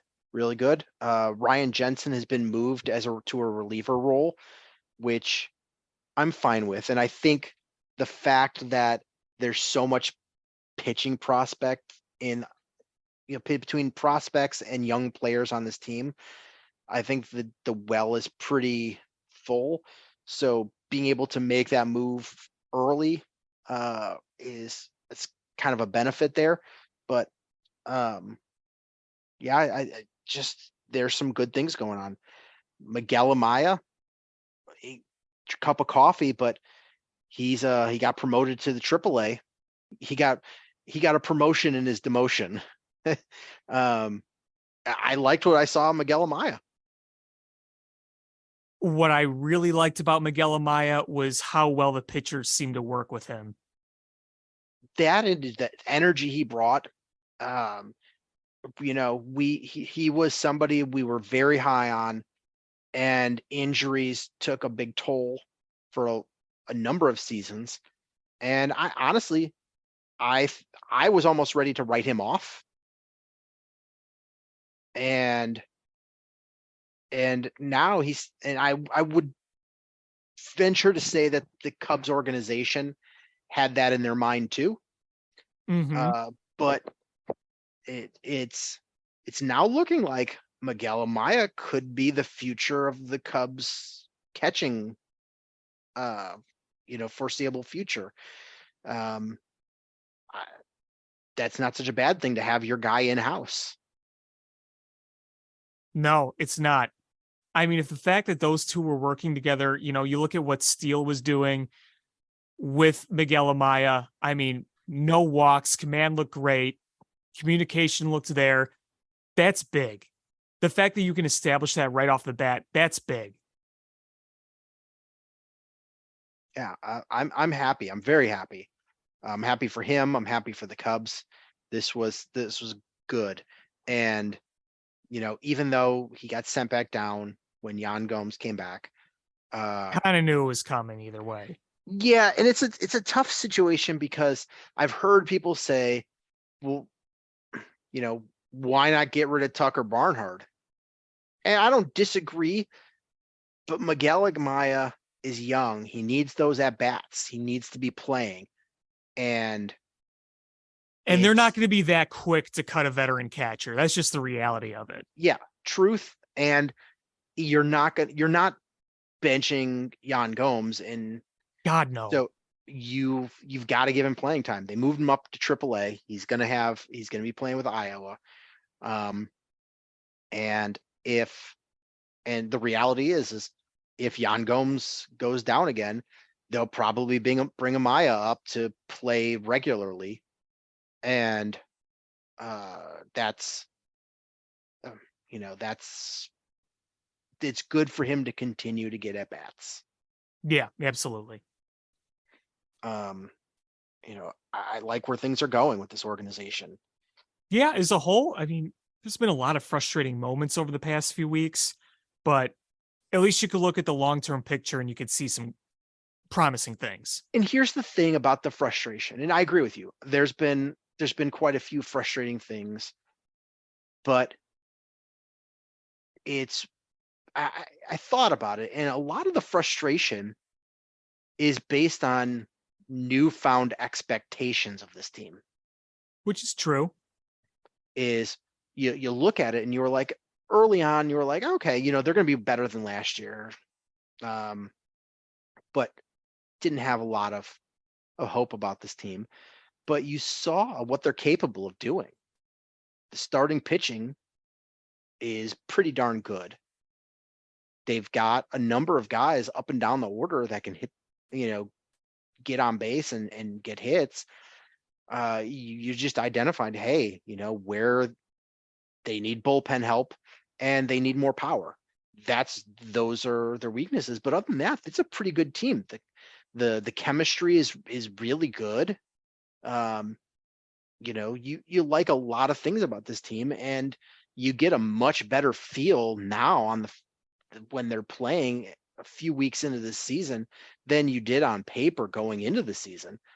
And so when things don't go as you hoped, even at a bad game or a bad pitching outing, you still look and you're like, man, I'm frustrated. But would I have been the same frustration level last year when they're like, this is a bad team and I have no expectations? No. A lot of my frustration is I expect more because I believe in this team. Because you believe they're capable of more. Yes. And, today really sucked because I for the most part, I've really liked Wesneski as a pitcher. And it seemed like he was making progress from his bad start, and then things kind of went south again. And, we're gonna see ups and downs. He's a young kid, but I would like to see a little more consistency from him. And I want to see where is that nasty stuff that he was throwing in spring training. Right. Yeah, because I mean, spring training, it was he lights out. But I mean, overall, and Horner's injured, which sucks. I don't know the prognosis. They put him on the 10-day, but I don't know if it's really a 10-day or if it's a 10-day and observe. I think it's 10 days starting last Tuesday. You need his bat back in the lineup. But overall, I mean, I think I like this team. I like this team quite a bit. And you look at the division, and I still don't understand. The Pirates are starting to come back to earth and figure out that they're the Pirates. And the Brewers are starting to come back to earth because they just won 2 in a row now. But they're playing the Royals. Yeah, but the Brewers are 3-7 in their last 10. This division is still open. This division is still wide open. Yeah. It is. It is. Should we talk about the White Sox? All right. This team is a disaster. You looked, you're like, okay, they started poorly, but they had a pretty rough schedule going into this. You're like, okay, we've got a lot of games against the Royals coming up. That can really start padding our stats and get some wins under our belts. And in a 4-game stretch against Kansas City, you lost 3 of 4. You're only 1 game ahead of the Royals who are one of the worst teams in baseball. Yeah, You're losing that series to the Royals was not good. you are 13-27 right now. 14-27, they just beat Oh, they just beat the Astros. oh, okay. All right. So there's that. Yeah, but you're basically you're winning a third of your games. That's not good. That's not good at all. You've still got injuries. Your ace pitcher that you rely on just had an absolute clunker on Monday against Kansas City. Lance Lynn had a clunker against Kansas City. Yeah, the things have been ugly for Lance Lynn so far, and you're going to need him to turn it around if you have any sort of hope. But he just turned 36, and when you're throwing 91, 92 down the middle, you're not putting the movement to location or any sort of deception on it. It's going to get hit hard, and the Royals did just that against him. And Benintendi's been fine, but just zero power. Zero power. He's slugging like his OBP and his slugging are the same. Like it's not a good look. Tim Anderson is back, but Andrew Vaughn is not swinging the bat particularly well. At least he's hitting with men in scoring position fairly decently. It's just this team. I don't know where to go from here. I mean, the one things I can give is Luis Roberts been hitting great lately. Lucas Giolito has looked really, really good. And Yoel Moncada's back, and he had a good night tonight, helped lead them to a win. But Grandal is injured again. Grandal's injured again. Tim Anderson is still trying to get back to the swing of things. Because I wonder if his injury is still bugging him a little bit. I don't know. But yeah, I mean, there's, the Eloy appendectomy. That's just more crazy crap, bad luck for him. And you got to feel for the guy. Yeah, you do feel bad. He's going to be out a while. Yeah. That's one of those injuries that I don't know if you call that an injury. It's a situation where if you come back too early, you risk further injury. Right. You've got to take the time to to really, really heal. So he's going to be out a while. And some of the young guys that you foolishly were counting on just haven't been producing and got sent down. The crazy part is you look at the flaws on this team, and they're not flaws that should shock anybody. They were the flaws that all of the fans said, "Oh yeah, here are the flaws. Can you fix these, please?" And the White Sox just sat on it. And we're like, nah, we're good. And, well, I think especially when you don't have depth right now. Yeah, you don't have depth. You don't have, you lack help. Your bullpen's terrible. And hopefully Liam Hendricks comes back and helps that a little bit. Well, I'm hearing he might be back in like a week or two. And he's throwing real hard. And, I don't know, maybe that's a little bit of a morale boost for people. Maybe that charges people up a little bit. I mean, it should. It absolutely should. Your teammate just beat cancer. You're like, hey, I beat cancer and I'm coming back here and I'm going to dominate. I'm going to make this bullpen better. Because if he is a reliable closer, that makes things better for you. Yes, because you take away an inning that you have to give to Ronaldo Lopez. I have rooted. So I've been like one of the biggest cheerleaders for Ronaldo Lopez for years. And I just think I have to hang up my pennant and my cheering section horn.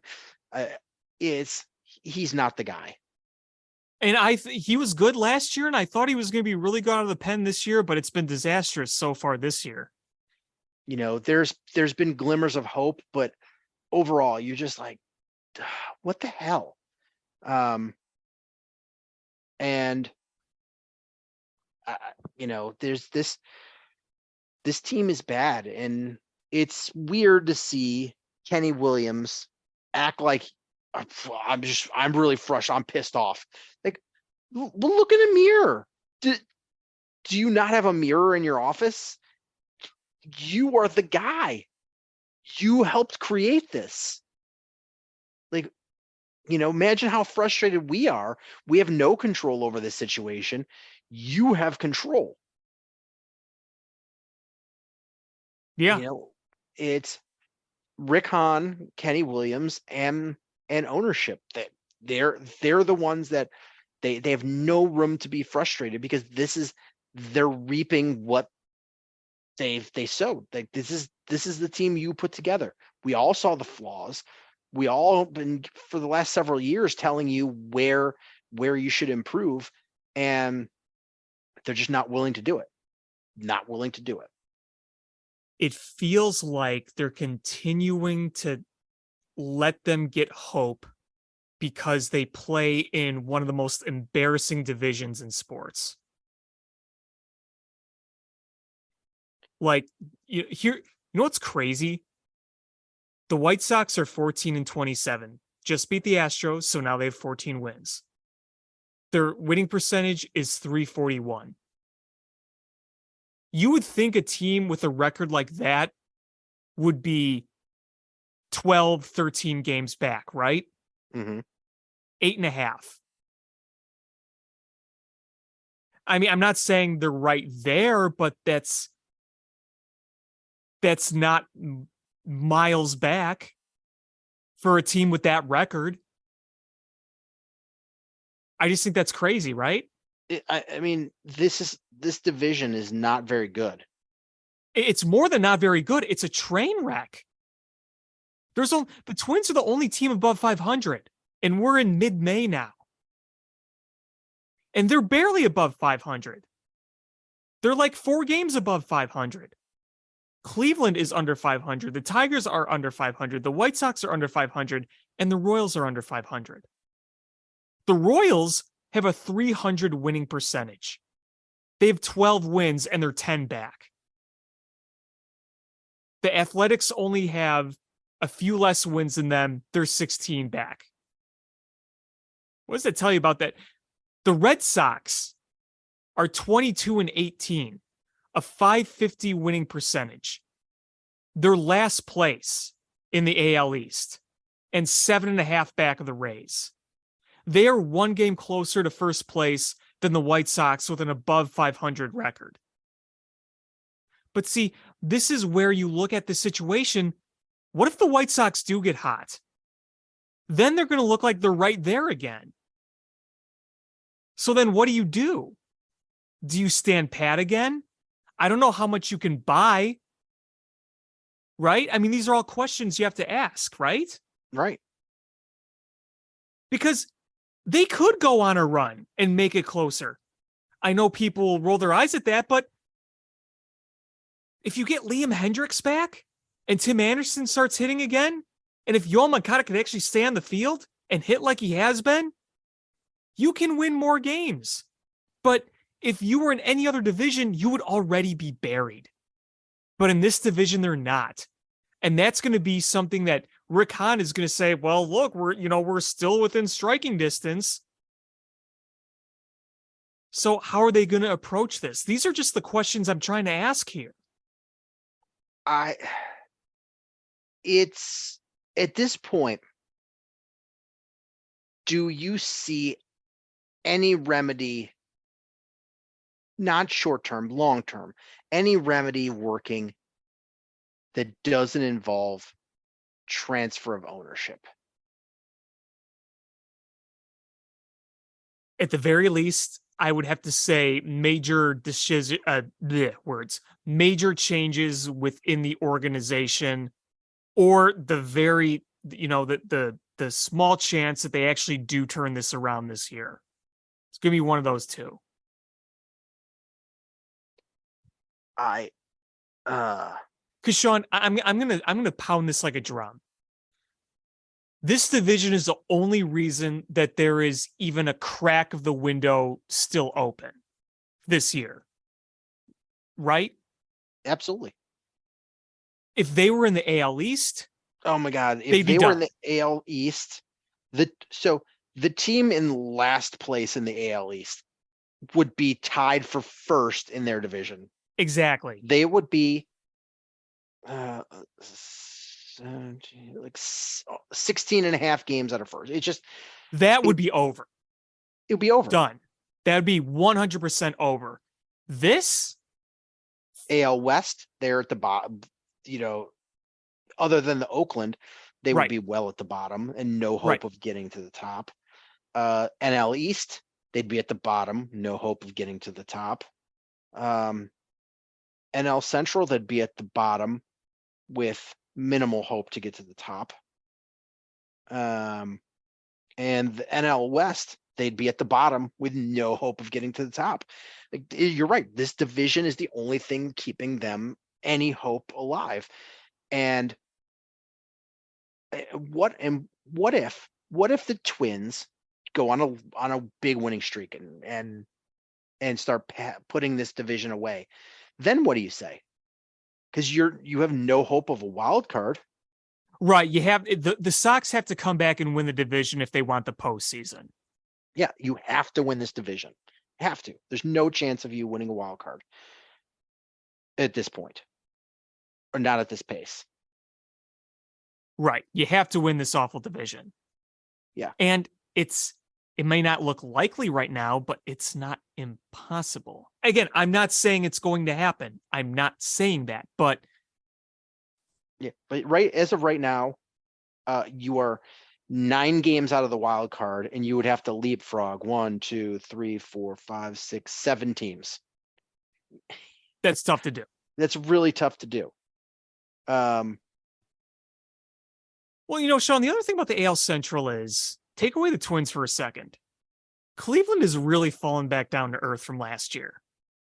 Yeah. But if they get healthier, maybe they'll play a little better. But I just, that offense isn't very good. And the Tigers are playing better, but I think by the end, they're going to be right there with 90 some losses. The Tigers are not good, and they're going to sell off anything that they can. And the Royals are they're bad. Because my whole point of this is I think that Jerry and the team is going to be really hesitant to sell off if they're within arm's length of this, because don't factor in how the team has played. If you just look in May and you're 8.5 back, that's not over. It's difficult, but it's not over. Now, people could look at how the White Sox have played and have very little faith, and I would understand why to this point, but it's just one of those things where this team should not be this bad, right? They have their flaws.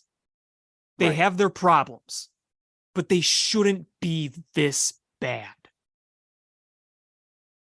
And that's why on paper, this should be a much, much, much better team. Right. And that's why there's that part where you say, what if they do rip off 8 of 9 wins? You could get right back into it. But do you feel like that's going to sustain over a season? Where's the confidence level in that? The organization, I think, is going to try to milk that for much as they can. I think they're trying to avoid selling off as much as they can, but this is just, I don't know. It's very, very strange. All my Sox fan friends, they've given up. And I've been kind of like, well, let's see. And We'll see where this is in a month.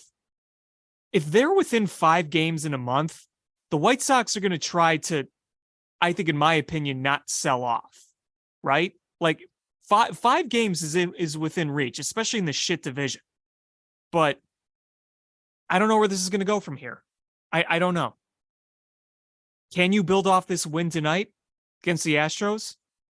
Can you say, hey, Moncada Robert came up big, build off that? Can you say when Liam Hendricks comes back, that's going to be a big morale boost for this team and maybe start playing a little better? We'll see. You know, we keep saying all these things with the White Sox. Is maybe this is the boost they need. Maybe when Tim Anderson comes back, maybe when the schedule gets easier and they're playing the Royals. Right. And We say it a every lot. time we say that, it doesn't come true. And I think this team might be cooked. It's May 13th. We're recording this. I think it might be time to say the White Sox are cooked. And that's a shitty thing to have to say with a team that has so many good hitters and pitchers that have had such a good, career so far. And it's tough to say that, but that's really where we are. Yeah. And again, one of the reasons I continue to do the what ifs is because this division is so bad. Because if you were 16 games back and you had like every team ahead of you in the AL East, even if you ripped off like a big winning streak, you still wouldn't be in the cards. All these teams in the AL Central absolutely suck. The Twins are the best team and they're mediocre at best, in my opinion. Good pitching, but their offense is meh. I think the Twins are like an 85 win team. Might be enough to win the division, but they're not going to go anywhere in the post. I don't think they're that good. They're a mediocre team. And if they go on a losing streak and the White Sox go on a winning streak, again, I'm playing all hypotheticals. I'm just saying this stuff isn't out of realm of possibility with a division this bad. It's a shitty situation. It is. It is a very, very, very, it's been a very, very shitty situation. And it's, for the fans, very frustrating. Very, very, very frustrating. Was there anything else you wanted to talk about? Nope. I think I've said my piece. Well, I think that's going to do it for this episode of Bill Swerski Sports Talk Chicago. I want to thank everybody so much for listening. Please hit subscribe however you listen to podcasts, whether it's iTunes, Stitcher, YouTube, Google Play, Spotify, etc. Share this podcast with your friends. That's how we grow the show. Follow us on social media at Swerski Sports, Facebook.com/Swerski Sports, SwerskiSports.com, or ShyFanPat2 for Alex on Twitter, or AlexanderJPatCreative.com for all the cool stuff that Alex does. And again, thank you guys so much for listening. Until next time, bear down. Cubs win! What a lucky break! The good Lord wants the Cubs to win! We thank Ditka and God for all they have provided. Cubs win! Cubs win! Cubs win! Oh, I don't want her. You can have her. She's a Packer fan. She can't fit in my van. And she looks like number New Yorkers. Smoking crack is not legal on planes. Bears 31 to -7. The Bears. Oh, when the Bears go bearing down.